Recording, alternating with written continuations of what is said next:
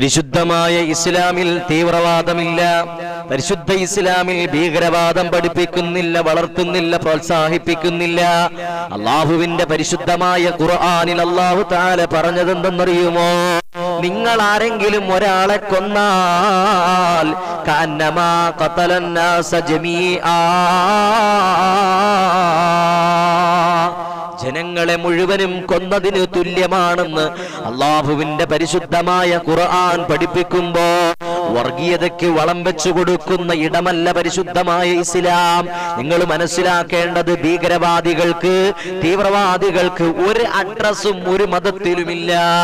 ഏതെങ്കിലും ഒരു മതത്തിന്റെ പേര് വെച്ചിട്ട് ആരെങ്കിലും ഒരാളെ കൊന്നാൽ അവനെ ആ മതത്തിന്റെ പേരിൽ അവനെ ഏച്ചുകെട്ടരുത്. അവൻ മതത്തിന്റെ അനുയായി എന്ന് പറയരുത്.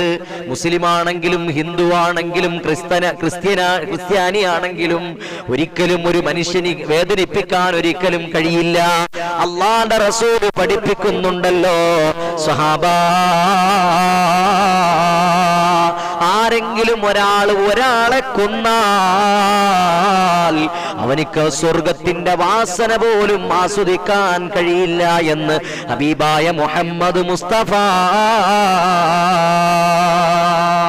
അള്ളാഹുവിന്റെ പരിശുദ്ധ ഖുർആനും അള്ളാന്റെ പ്രിയപ്പെട്ട റസൂൽ സല്ലല്ലാഹു അലൈഹി വസല്ലമ തങ്ങളും ശക്തിയുക്തമായി തന്നെ വർഗീയതയ്ക്കെതിരെ, ഭീകരവാദത്തിനെതിരെ, കൊലപാതകത്തിനെതിരെ, വൃത്തികേടുകൾക്കെതിരെ കണിശിതമായി തന്നെ നിലപാടുകൾ എടുത്തിട്ടുണ്ട്.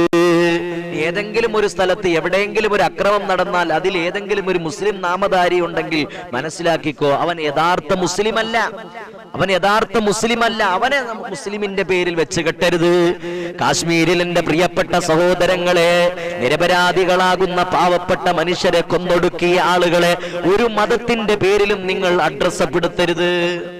ഒരു മതത്തിന്റെ പേരിൽ നിങ്ങൾ അഡ്രസ് ചെയ്യരുത്. അവർ മതത്തിന്റെ അനുയായികളല്ല. ഒരു മതത്തിന്റെ യഥാർത്ഥ അനുയായികൾക്ക് ഒരു മനുഷ്യനെ കൊല്ലാൻ കഴിയില്ല. പരിശുദ്ധമായ ദീനുൽ ഇസ്ലാം പഠിപ്പിക്കുന്നുണ്ടല്ലോ, ഒരു മനുഷ്യനെ നോട്ടം കൊണ്ടോ, ഒരു മനുഷ്യനെ കൈകൊണ്ടോ, കാലുകൊണ്ടോ, നോട്ടം കൊണ്ടോ, പ്രവർത്തനം കൊണ്ടോ വേദനിപ്പിച്ചാൽ അവൻ യഥാർത്ഥ വിശ്വാസിയല്ല, അവൻ മുസ്ലിം അല്ല എന്ന് ഹബീബായ റസൂലുള്ളാഹി സ്വല്ലല്ലാഹു അലൈഹി വസല്ലമ തങ്ങളുടെ അധ്യാപനമുണ്ട്. ആ നിലയ്ക്ക് അങ്ങനെ ജീവിക്കുന്ന ഒരു മനുഷ്യനിക്ക് എങ്ങനെയാണ് മറ്റുള്ളവരെ കൊല്ലാൻ കഴിയുക?